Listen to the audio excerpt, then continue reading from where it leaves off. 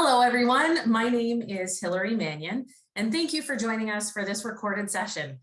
Today, our group will be discussing employment services available within the City of Peterborough and the County of Peterborough, and how the agencies that have joined us today can help local small to medium businesses in recruitment, interviewing, onboarding, and more.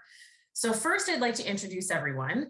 Ron Winslow is from Employment Planning and Counseling for EPC.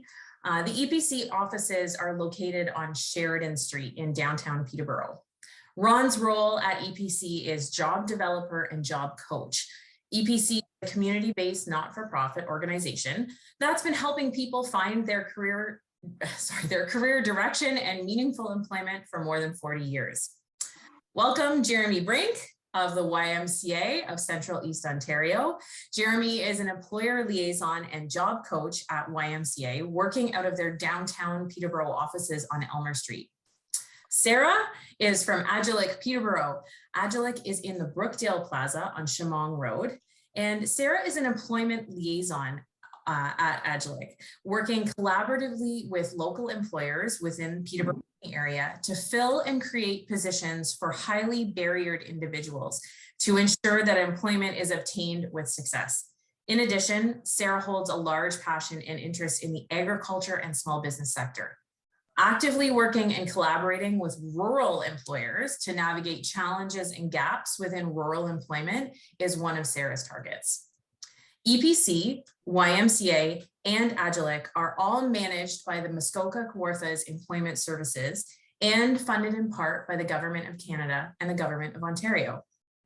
And myself, Hilary, I'm an entrepreneurship officer at the Business Advisory Centre for Peterborough and the Kawarthas Economic Development. The team at the BAC assists aspiring and current entrepreneurs to grow, start, and acquire a business at every age and stage. All of our services, consultations, tools, and resources are confidential and complimentary for clients and businesses in the City of Peterborough and the County of Peterborough. So with that, I would like to dive right into our discussion. So it isn't a secret that from small businesses right up to large companies, we are facing interesting times with recruiting, available workforce, and hiring. For many people, including myself, until I got to know these organizations better, I thought Employment Ontario was a place for job seekers as opposed to employers. I knew about skills training and assistance in finding a job, but I wasn't aware of all the services that are available for employers looking to hire. So what I'm hoping today is that we can get an overview from each of you of the work that you and your organizations do to help small business owners and employers. So from that first call that they make to you to when they confirm a new hire. So I'm hoping, Ron, would you like to start? That is me. Yeah, absolutely. So in my role, a lot of times the employers are reaching out to job development directly, kind of in search of staffing. A lot of times that may start with even just posting a job ad. That's something that we can review with the employer, but to also get a bit of an idea of who the employer is, what they value, and what they're really looking for. A lot of times when you read a job description, it really just touches on the hard skills that a candidate has, when in reality, sometimes employers are looking for a good fit to the team that they've already assembled. So sometimes having a chat with them on the phone and getting a feel for what they're really looking for can help us sort of find candidates that might be more appropriate for them to interview. I think that kind of flows into applicant screening. So as the resumes are coming in, sometimes they're external, sometimes they're internal to our agency. Job seekers have already come here. They've said there's certain avenues that they want to explore, certain types of work they want to explore. So we have them meeting with people in the building so we know who's looking for work and where, so we can sometimes connect immediately. Not to be too negative, but COVID is a reality and it is a very different time. We used to have hundreds of people that were looking for jobs where we could find candidates almost instantly and be able to connect you with some people to interview. The amount of people that are looking for work has decreased. So I know that employers are struggling even more to find the right candidate. And the beauty of all the agencies here is we're providing the service kind of for free. So you come ask us, we get to be an extra bit of help, a little bit more reach with posting. And it's not that anything is taken from you except for a couple minutes to understand who you are and what you're looking for. There's a ton of other things like setting up interviews with people, providing interview space, job fairs, discussing onboarding with potential employees if they're looking to try to figure out how to bring people on and make them feel welcome, feel like they fit in. We also provide some training for clients that have worked with us through the building. That could be working at heights, fall assist, smart serve, safe food handlers, those sort of certifications we can also help candidates get connected to.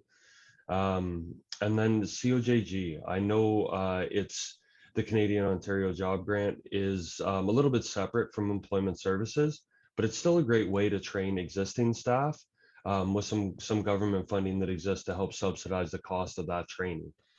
I feel like I rambled a lot and probably said too much, but yeah, in a nutshell, we can take it from start to finish. We can even give you a bit of information on what you can do to better help support staff that are already in place or that have been on placement, as well as posting and are posting jobs and kind of screening resumes. It's the whole broad spectrum from start to finish. Awesome. Thank you, Ron. That sounds like a pretty big nutshell, but amazing. It's a lot. Sarah, I'd love to hear from Agilec. Sure. So in my practice, employers are considered my customers or service users. The first initial meeting or phone call with an employer is what I feel leaves the best impression. Discussion surrounding the employer's needs, looking at what positions they are hiring for, and explaining our services at Agilec with clarity provides benefits when building that rapport. That being said, rapport is one of the largest components of my practice. Without rapport, there's no opportunity and there's no room for growth either. Looking at my position in particular, especially as someone who holds a Bachelor of Social Work, I am able to provide education to employers surrounding surface level awareness to mental health in the workplace, discussing supports that may be required in the workplace for an employer to obtain a successful candidate placement, as well as advocacy for both the candidate and employer in terms of negotiations and future success. Amazing. Thank you, Sarah. Jeremy, what would you like to add? Oh, what to add? Everything seems to be covered. Thanks, Sarah, Ron. Anyways, what hasn't been said, it pretty much, we streamline the process at the YMCA. It's as do the other agencies that are on the panel. At the end of the day, we want to make the employer's job easier. It's been very interesting.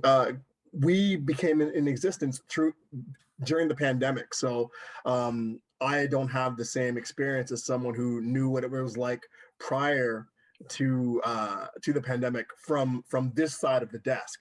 Now, in the past, I can say I used employment services, so that's a unique perspective now being on this side of the desk. So I know exactly how many of our clients feel.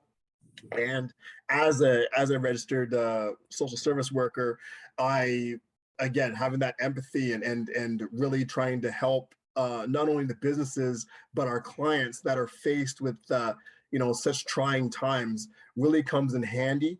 But yeah, so basically trying to streamline that process to get clients to work as soon as possible, and then not only to get them to work, but then to keep them retained with the certain businesses is the bottom line. Amazing. That sounds great. See, I've already learned more just in the last few minutes, so that was wonderful. So now that we kind of have an overview of the services that the three agencies offer for employees, I'm wondering if it's possible that each of you can give us, maybe one or two examples of the common concerns or those first things that the small business owner expresses to you when they do pick up the phone and call your agency. Because as entrepreneurs, I know when I owned my own business, I felt very isolated. I felt like I was on my own little island and I was the only business experiencing certain issues. So I'm hoping that by us sharing some of your, past conversations, we can let other business owners know that they aren't alone and that some of these things that they're facing are common in, looking for workforce right now. Sarah, would you like to start? Sure. So 2 examples of the most common concerns that I encounter from employers when they approach our agency seeking candidates to fill their positions are primarily reliability and transportation. So at Agilic, we encourage all of our candidates to partake in workshops to ensure job readiness. So this aids in supporting individuals to consider their reliability, as well as having discussions with the candidates and employers surrounding transportation can be tricky at times. Depending on the employer. Now, I have seen over the last little while a significant willingness to work with candidates in navigating transportation. So for example, I have one rural employer on my roster at Current who is adding in mileage incentives as part of their recruitment process. Amazing, thank you. Ron? Yeah, yeah, spot on, Sarah. Love it. Some of the conversations, I think, in general, revolve around how to get staff. How come I'm not getting enough people apply? How come nobody wants to work? Or it seems like that's a bit of a struggle. And on the back end of that, I'm hearing a bit of I'm losing staff. People are being poached. I had an employer talk to me. This would have been 3 or 4 months ago now, but obviously still in the pandemic. And they said that another company came to a job site. It's a trades related work, and essentially pointed at three of their staff and said, how much do you make right now? They told them, and he said, perfect, I'll put another 5 on top of that, and I'll give you mileage and a company car. If you want, get in the truck now, and took them right off site. So this is something that is real. Supply and demand is a real issue. And right now, when we're talking about what's in demand, it is the clients, the workers, the individuals that are going to go out there and put a day's work in. And there's a shortage. So poaching is something that I've heard is a bit of a complaint. But yeah, you kind of got to find a way to combat that. And sometimes it's in regards to pay, but if you don't have the ability to increase wage, then it's the package that comes with it.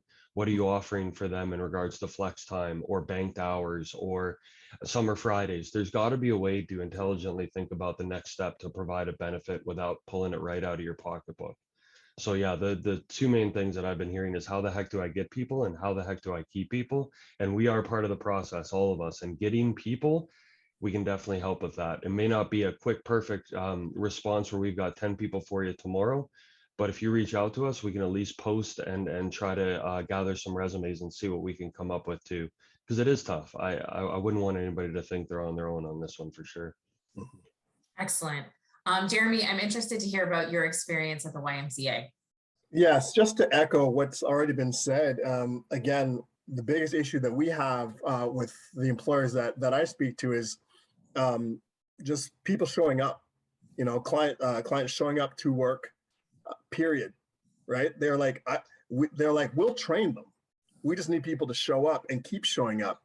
And so, everything from, purchasing 30-day bus passes for our clients to even we have a relationship with a bike shop in town. So we're able to so some of our clients we're able to purchase bicycles for them to get to and from work. Anything that we can do, because we have clients that are more willing and able, but have facing certain barriers in order to get to those jobs.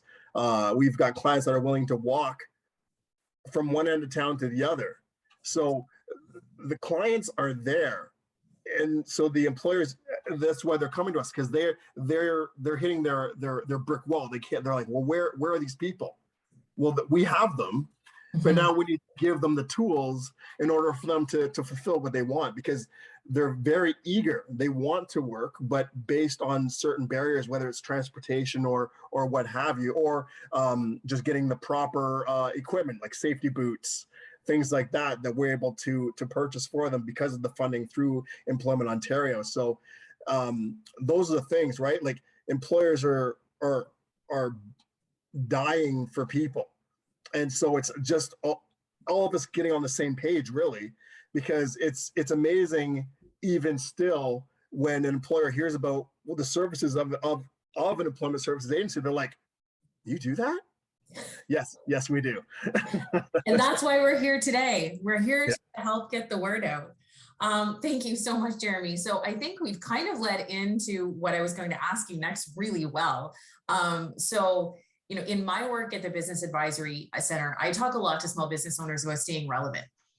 And a lot of times that's like about products, pricing, you know, maybe your marketing or your branding. But as the workforce is changing, as we are seeing changes in the people looking for jobs and even returning to the office or shifting to hybrid models, or maybe it's adding shifts or expecting to ramp up production for manufacturing, I think we can all agree that staying relevant has to do with potential and existing employees as well. And it can be just as important as product and marketing. So, you know, Ron touched on a little bit flex hours, that sort of thing, but I'm wondering, you know, what your thoughts are as businesses, as they prepare to search for new employees. What are some of the key points that they can you know, explore about themselves and their businesses that will help attract great candidates? And Sarah, would you like to lead this one off? Sure. So in terms of preparation to search for new employees, I feel it's important for businesses to consider their needs versus wants for a position that they are hiring for. So oftentimes I feel that employers can be strict when it comes to applicants and their resume submissions where specific skills may not be listed that the employer is looking for. So the beauty of Agilic is that even though some candidates may not check off every box on the employer's wish list, we do offer training incentives for eligible candidates that will help the employer to offset the cost of training for an individual to gain the skills and experience necessary to complete the job, not only effectively, but also safely as well. So that being said, this is a key thing that I experience with a lot of my agricultural employers or employers that are situated in rural areas operating off of small, large farms.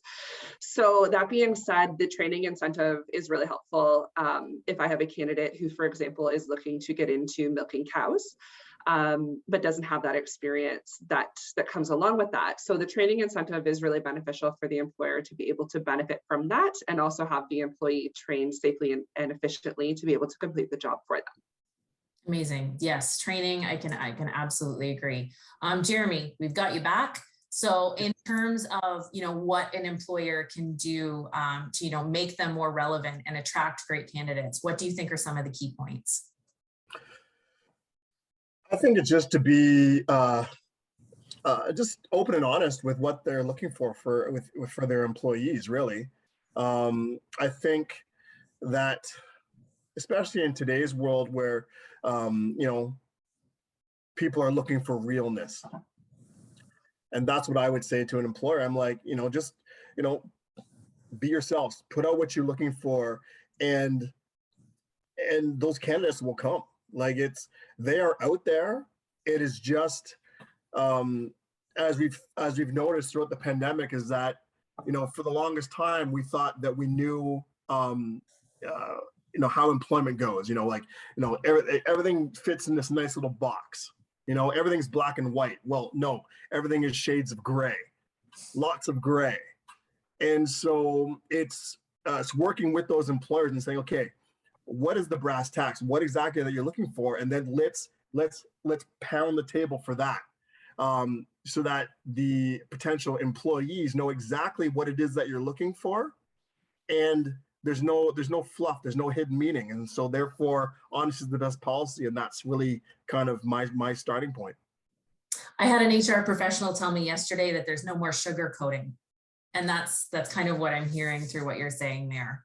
Yeah. That's great. Thank you so much. Ron, do you have anything you'd like to add? Yeah, I think both points that were made by Sarah and Jeremy are perfect. And I think they almost play off each other as well. Talking about what Sarah was mentioning with the needs and wants list, that's what we want to try to figure out, because need is important. Want in this market is not.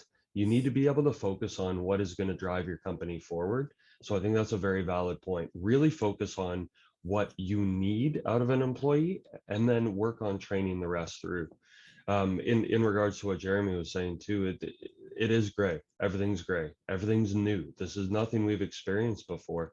So being flexible and thinking about how to make things work differently, but still successfully, is how businesses are going to be able to propel themselves forward. and this is what like kind of what I've always told employers is focus on the person. You can train skills, you cannot train personality or who they are as a person.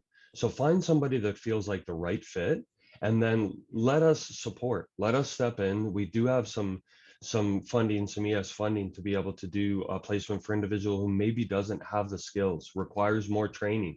But you know what? They're going to show up, they're interested, and they're eager to learn, which is a heck of a lot more important than how many times they've tightened that lug nut on the wheel before. So focus on who you're hiring and the soft skills that they bring to the table, and not what a fancy piece of paper tells you.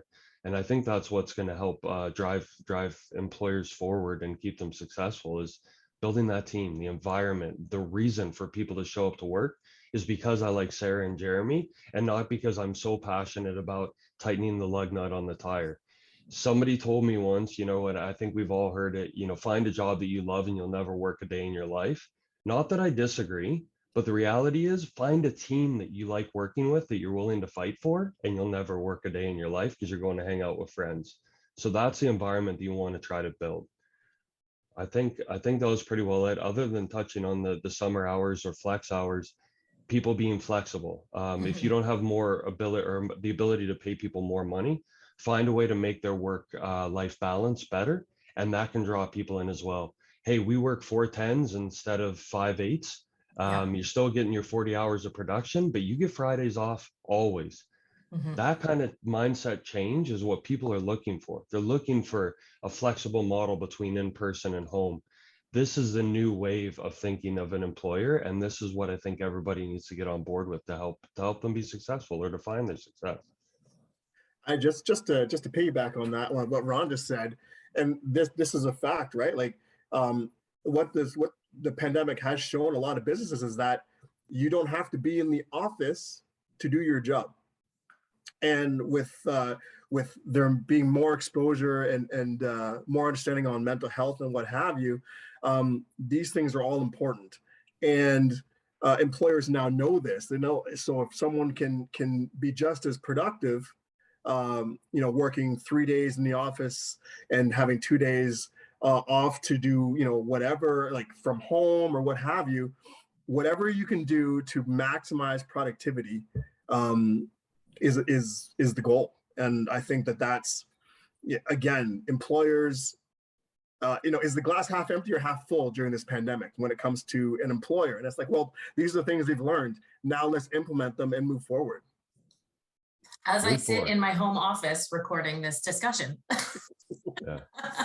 That is amazing. Thank you. The information is incredible. So we've talked about, job posts, that first call to you from an employer, finding someone, hiring someone. So you've helped an employer find a new candidate, but now the part that I think that some businesses tend to forget is keeping them. Because we know, I'm not my father's generation who worked at the same company for 35 years, got a gold watch and retired. I've had more careers in the last 10 years than I think most people have had in their entire lives. So we know that staff turnover is a thing. It can be very expensive and difficult, especially for small business owners.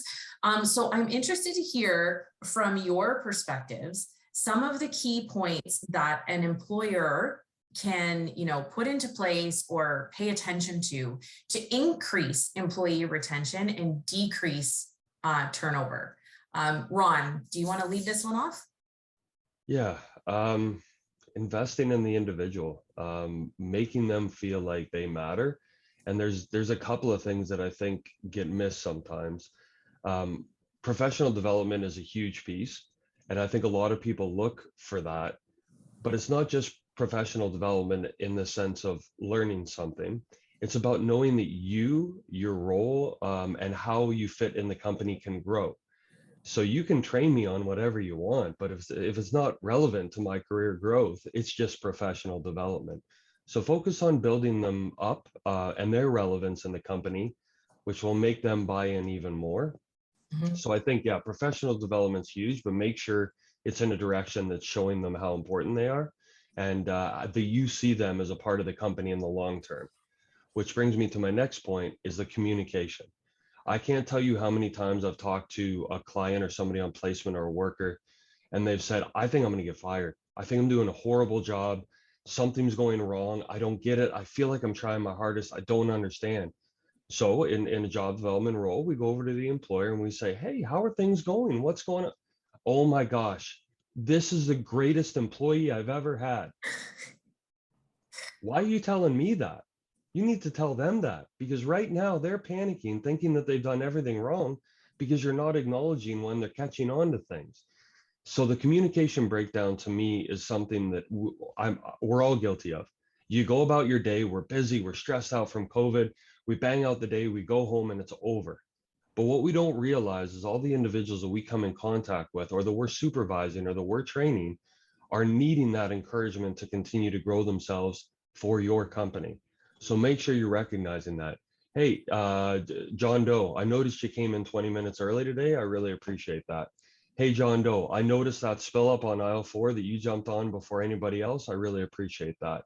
Those little things carry people a long way, acknowledging that they're doing something right, and then checking in. So you're keeping the lines of communication open.